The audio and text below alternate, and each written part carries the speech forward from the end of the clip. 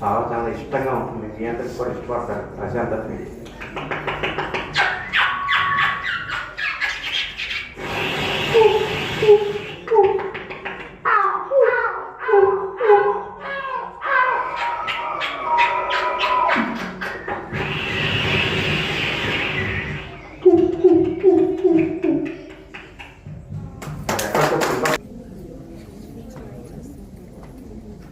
Thank you. ముందుగా అందరికి నమస్కారం.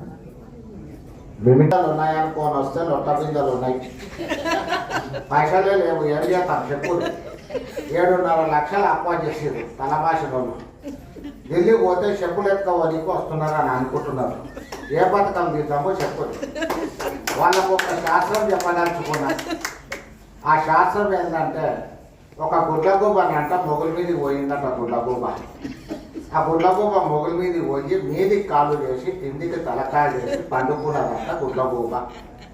ఆ పండుకున్న గుడ్లగూబ, శరం తప్పిన గుడ్లగూబ అనుకుంటుందంట, లోకం మునిగిపోతుంటే ఆకాశం పడిపోయేటట్టున్నది, అయ్యో నా కాళ్ళతో రాపుతా కదా అని ఆపుతున్నదని అనుకుంటుందంట.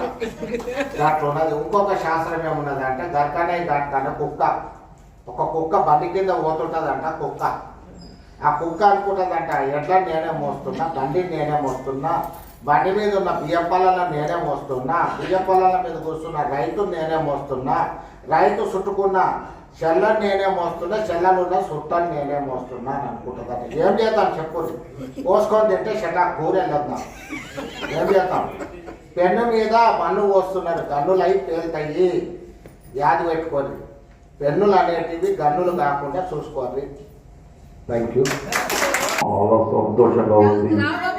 నేను అందరినీ చూస్తుంటే చాలా ఆనందంగా ఉంది. తొందరగా గుర్తుపట్టిన వాళ్ళకి ఒక మంచి బహుమానిస్తాను. లేదంటే డొక్కలో పని దిక్కిలో పెట్టేస్తాను. నిజంగా నాకు ఎంతో ఆనందంగా ఉంది. రోజు చక్కగా కార్యక్రమానికి వచ్చాను.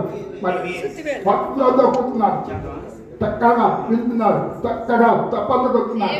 మీరు పేరు చెప్తే అదే నాకు చెప్పి గట్టిగా తప్పలు కొట్టే బాబు గారు కొడుకు, అల్లు రామలింగయ్య గారు తండ్రి, అమ్మ సూర్యకాంతం గారు, ముగ్గురు కాంబినేషన్లో వారు మాట్లాడే తీరు, వారి కాంబినేషన్లో 3 వాయిస్ చెప్తాను. ఎవరో ఒకటే కిలో మమ్మీ ఇదేమో ఇదేమో జామి నాలో సన్నగా పొడుగ్గా ఉన్న ఈ లియోను పెళ్లి చేసుకుంటాను. అయ్యోబోయ్ ఓనా వెళ్ళంటో అనగానే అల్లు రామలింగయ్య గారు స్పందిస్తారు. అబ్బే ఒరే భవితాయి, పెళ్ళికి వచ్చిన వాళ్ళు పెళ్లి చేసుకోవడం సహజమే. కానీ నీళ్ళ తల్లిదండ్రులని నిర్లక్ష్యం చేసి ఇళ్ళని కానీ వెళ్ళిపోయే దరిద్ర కొట్టుకోవడం నా కొడుకులు అక్కర్లేదు. వెళ్ళిపో గెట్ అవుట్. అనగానే సూర్యకాంతం గారు కొడుకైనటువంటి రాజ్బాబుని ఇల్లరి గారు పంపించి పశ్చాత్తాపంతో తల్లి మనసే ప్రపంచంలో ఎక్కడైనా వెనక్కి రమ్మని చెప్తుంది ఆవిడ గొంతు.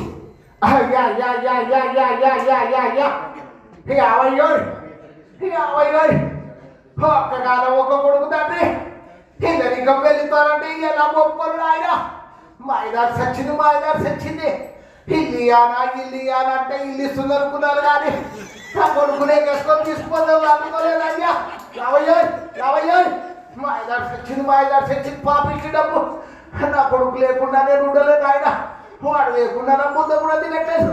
పాపిష్టి డబ్బు యావయ్యో తీసుకురా తండ్రి, తీసుకున్నాడు ఆయన. వెరీ మచ్ అండి. హీరోస్ చూస్తుంటే మీ అందరికీ రకరకాల అంశాలన్నీ చూపించడం చాలా సంతోషంగా ఉంది.